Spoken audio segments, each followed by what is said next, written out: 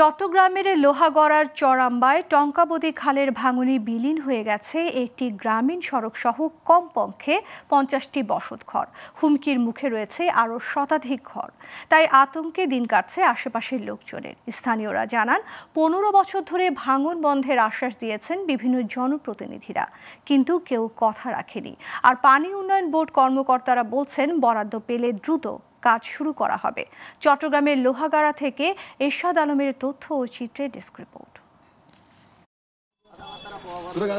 চট্টগ্রামের লোহাগাড়া উপজেলার চরম্বা ইউনিয়নের রাজঘাটা মাঝের পাড়া এলাকায় টঙ্কাবতী খালের এই ভাঙন শুরু হয় 20 বছর আগে। এরই মধ্যে চরম্বা থেকে কলাউজান ইউনিয়নের সংযোগ সড়কটি বিলীন হয়ে গেছে দীর্ঘদিন আগে। এরপর ভাঙনে বিলীন হয়েছে 50টির মতো বসতঘর। এতে শতাধিক বসতঘর ঝুঁকিতে রয়েছে, তাই আতঙ্কে দিন কাটছে স্থানীয়দের।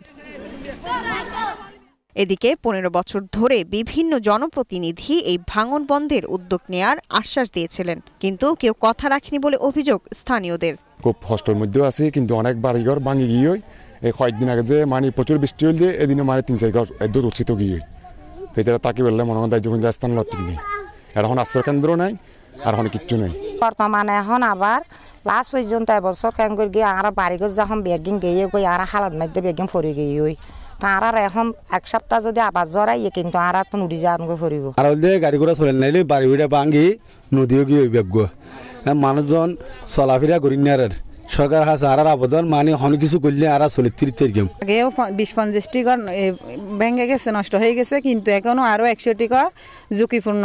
আমাদের ছেলে মেয়েরা স্কুলে যাওয়ার রুটও যাচ্ছে না, পাওয়া যাচ্ছে না। এখানে উপদেষ্টার হাসে মানে আর একখান যোদ্ধাবি জানাই দিয়ে এই বাঙ্গানোর কিছু যদি নগরলে সামনে প্রায় আরো 100 পরিবার মতো উৎসতে যাবে ইয়ানাল্লাই বলে আর গ্রামবাসীর পক্ষতুন এলাকাবাসীর পক্ষতুন মানে দাবি জানায়।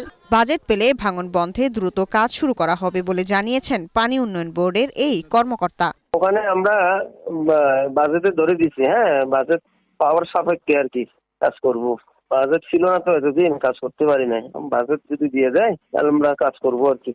আগামী বর্ষার আগেই দীর্ঘ 1.5 যুগের এমন দুর্দশা থেকে মুক্তি পাবে, এমনটাই প্রত্যাশা খালপাড়ি ঝুঁকি নিয়ে বসবাসকারীদের। Global television news desk.